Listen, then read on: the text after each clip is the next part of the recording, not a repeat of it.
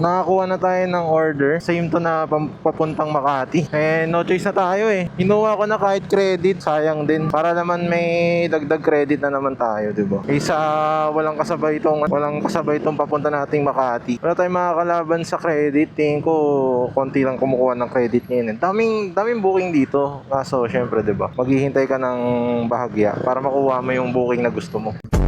Tayo dun sa receipt tsaka damit pala yon, jacket tsaka resibo yung kukunin natin dito. Nagtaka tuloy ako, bakit niya kinancel yung nung nakuha ko yung booking niya, kinancel niya bigla. Nalayuan siguro siya sa akin. Eh wala namang kukuha nito kasi naka-credit. Ako lang kukuha talaga nito. Tara, dito na yata siya. Sana tama ang pin niya. 42. Hello po, nandito na po ako ma'am. Sa labas.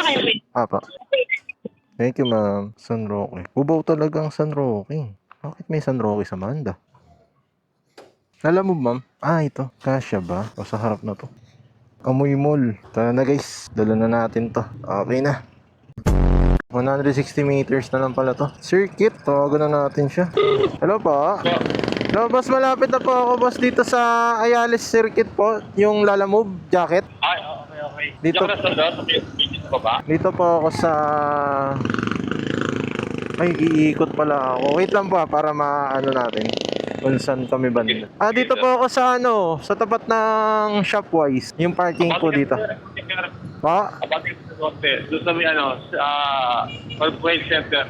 Saan po? Doon Shopwise. sa may unahan niya. Yung corporate center 1. A few moments later. Ah, okay. Ito pala. Corporate 1. Okay. Dito pala. Yung housekeeping doon. Lalamove, ma'am. Lalamove yung mga jacket. Sa inyo po ba yun? Wait lang pa. Check ko yung pangalan. Kay Sir Roland. Roland po. Clarice po. Clarice. Kay Roland to eh. Opo. Kasama ko nga yun, messenger.